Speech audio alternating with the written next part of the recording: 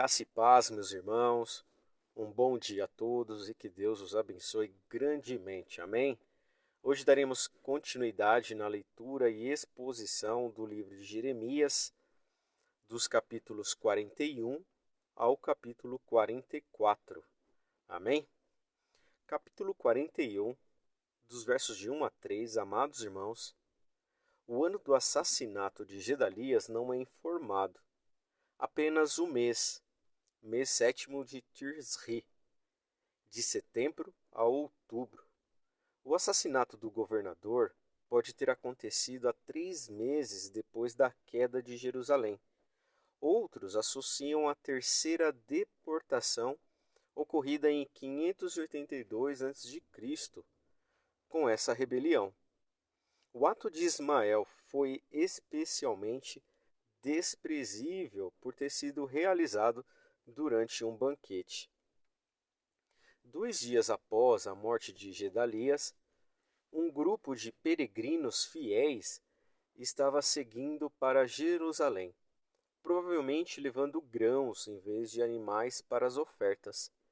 Ismael e seus seguidores fizeram os adoradores desviarem o trajeto, os massacraram e lançaram os corpos em um poço. Nos versos 8, 10 homens que possuíam tesouros agrícolas pediram para serem poupados. Não se sabe por que esses 10 não foram mortos. Talvez Ismael os tenha deixado viver para que pudessem contar o que ocorrera. Ou talvez porque fizeram uma barganha, trocando seus bens por sua vida.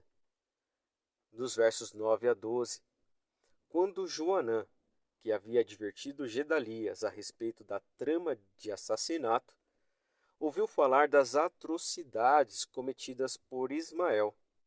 Reuniu seus capitães e seus exércitos e confrontou o exército rebelde em Gibeão. As águas perto dos quais Joanã e seus homens entraram, Ismael era um poço grande e circular, aberto na rocha, com aproximadamente 11 metros de profundidade. O poço ficava a 8 quilômetros a noroeste de Jerusalém e a 5 quilômetros de Mispa, e foi o local de uma famosa batalha entre Joabe e os homens de Abner. E temos essa referência em 2 Samuel, capítulo 2, versos 12 a 19. Amém? Dos versos 13 a 15 do capítulo 41.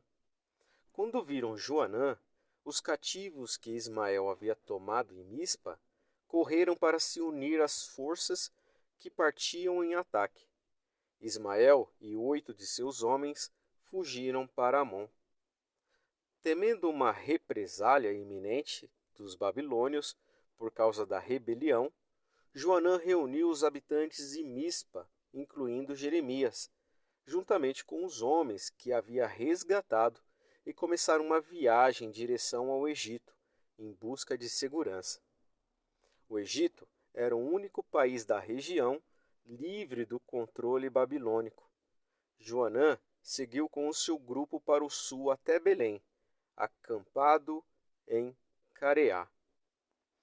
Capítulo 42, entre os versos de 1 a 6, vimos que, após o estágio inicial da fuga de Mispa, Joanã e os líderes consultaram Jeremias, pedindo uma palavra do Senhor com relação ao caminho que deveriam tomar.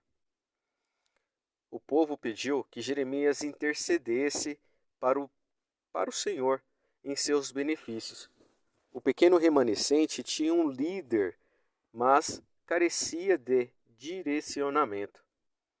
Jeremias, então, cautelosamente, concordou em orar a Deus e pediu que o povo aceitasse a resposta que ele trouxesse. O povo fez um juramento de obediência, tendo um Senhor como testemunha. A resposta de Deus a Jeremias em favor do povo não veio imediatamente. Jeremias reuniu o grupo e apresentou a resposta de Deus, usando termos que lembram o seu chamado. Edificarei e não vos derribarei, e vos plantarei, e não vos arrancarei. Como vemos lá em Jeremias, capítulo 1, versos 10. Jeremias, então, assegurou o povo com as mesmas palavras que o Senhor havia utilizado para dar garantia de seu chamado e seu "eu sou convosco" para vos salvar. A promessa de Deus de fazer seu povo passar um período de provações para experimentar o poder restaurador do Senhor mostraria a grande misericórdia de Deus. O Senhor havia prometido essa restauração em oráculos anteriores. Dos versos 13 a 14 do capítulo 42, se o povo desobedecesse a Deus e fugisse para o Egito, iria sofrer as consequências. A esperança de segurança no Egito é apresentada com 3 expressões: não veremos guerra, nem ouviremos som de trombeta, e nem teremos fome de pão. O povo, então, parecia já ter tomado sua decisão antes de ter buscado uma palavra do Senhor. Dos versos 15 a 17, puserdes o vosso rosto. Aqui essa expressão indica a firme intenção do povo. O anúncio de julgamento contra os desobedientes ecoa as declarações anteriores de Jeremias contra Judá. Aquilo de que eles estavam tentando escapar os alcançaria no Egito, que seria a espada, a fome e a peste. Essas 3 palavras bastante comuns no livro indicam a abrangência do julgamento de Deus sobre os desobedientes. Versos 18 a 22 do capítulo 42. A mensagem é sucinta e declara: não entreis no Egito. Novamente, Jeremias sentiu que havia sido enganado por um povo que fazia juramentos e promessas vazias. Ele deu ênfase aos 3 termos de julgamento em Jeremias, que descreviam o destino dos rebeldes no Egito. Finalizando o capítulo 42 e agora iniciando o capítulo 43, entre os versos de 1 a 3, o povo já havia decidido seguir para o Egito para escapar do possível perigo trazido pela Babilônia.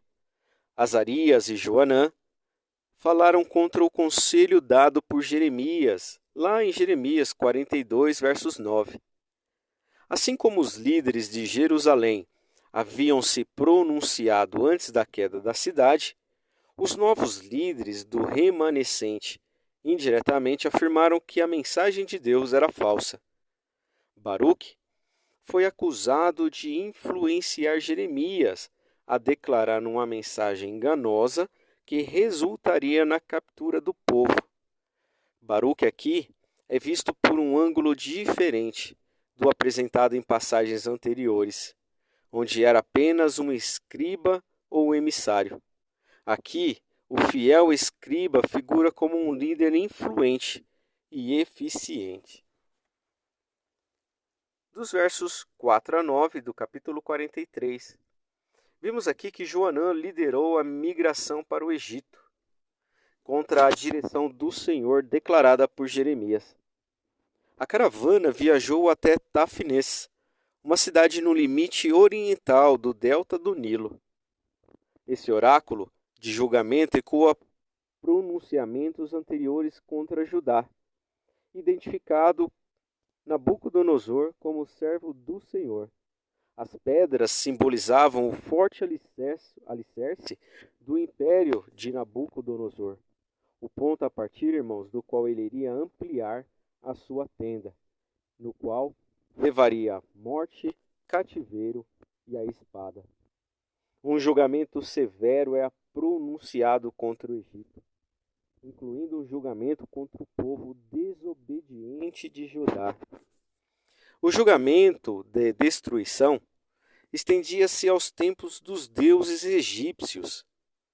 A destruição dos templos egípcios foi realizada por Essaradom, da Síria, no 7º século a.C. e novamente por Cambises, da Pérsia, no sexto século antes de Cristo.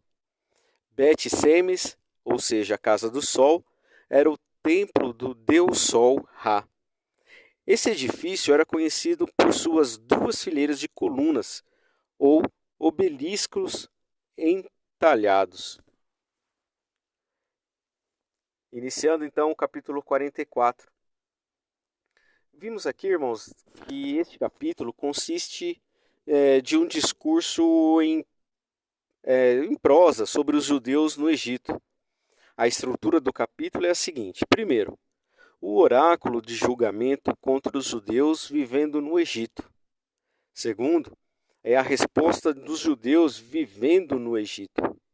E terceiro, a resposta de Jeremias em condenação às práticas idólatras entre os judeus. A linguagem deriva de sermões em prosa antigos, tais como o Sermão do Templo, lá em Jeremias, capítulo 7, entre os versos de 1 a 15. As mensagens de Jeremias, da parte do Senhor, tornavam-se altamente estilizadas, refletindo a consistência existente desde o início de seu ministério, durante o reinado de Josias até o período do exílio. A idolatria e a rejeição à aliança continuavam sendo o tema central das mensagens divinas. Essas são as últimas palavras conhecidas de Jeremias. Nos versos 1, ainda continuando, Migdol é um termo semítico comum que significava torre de vigia. Aqui o termo descreve uma pequena fortaleza a 40 quilômetros a oeste de Táfnis. Nof é outro nome para Mênfis, a capital do Baixo Egito. Patros é o Alto Egito.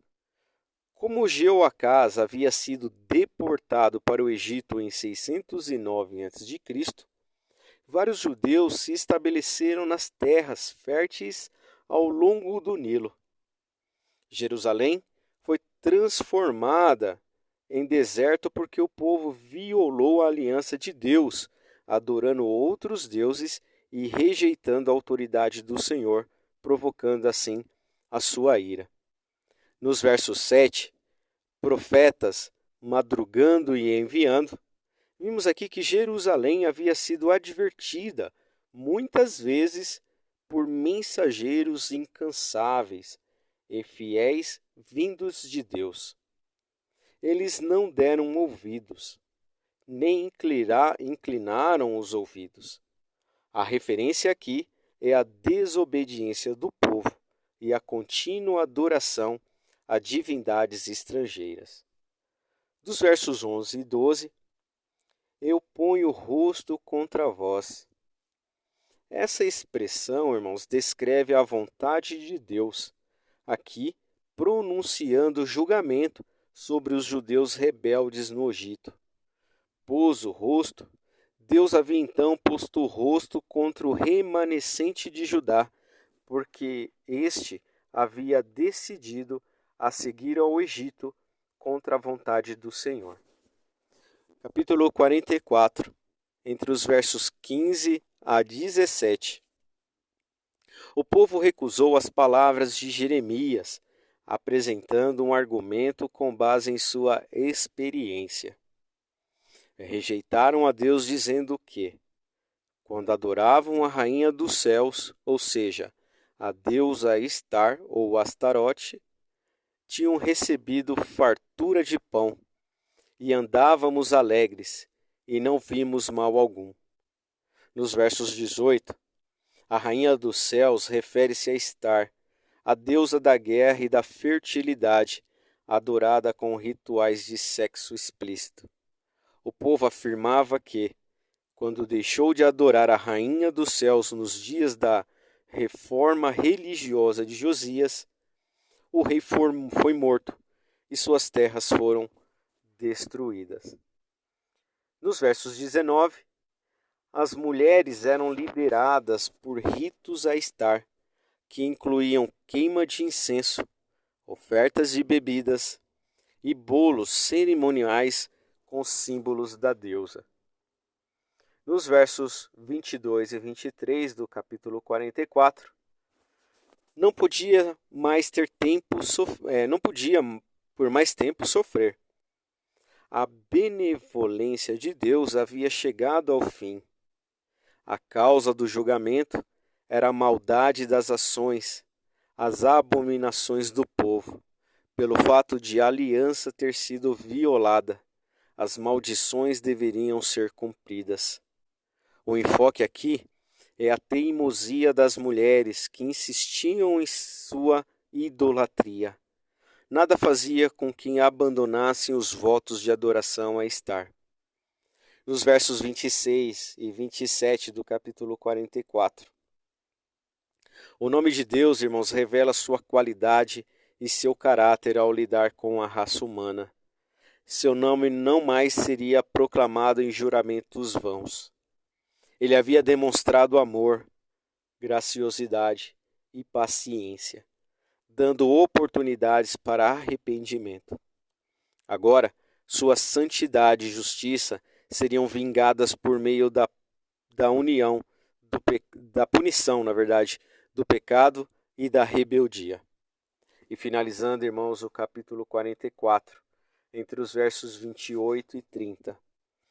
Um remanescente sobreviveria e veria o cumprimento da palavra de Deus, revelada por intermédio de Jeremias. Suas esperanças de prosperidade no Egito não seriam concretizadas. E o sinal da obra de Deus contra eles seria a queda do faraó Ofra, em 570 a.C. Foi deposto por um golpe militar liderado por seu próprio general Amasis. 3 anos mais tarde, ele foi executado em cumprimento da profecia do profeta Jeremias. E com isso, amados irmãos, nós finalizamos a leitura e exposição do livro de Jeremias, capítulos 41, 42, 43 e finalizando no capítulo 44. Desejo aos irmãos uma excelente leitura das Sagradas Escrituras e que o Espírito Santo de Deus possa nos ajudar no entendimento e na compreensão dos textos, amém? E que mais do que isso, possamos guardar essas palavras em nossos corações para não pecar contra o Senhor, amém? Que Deus os abençoe grandemente, amados irmãos, e seguimos firmes e fortes na leitura e exposição das Sagradas Escrituras, amém? Um forte abraço, fiquem com Deus e até os próximos capítulos de Jeremias, este livro maravilhoso, amém? Fiquem com Deus.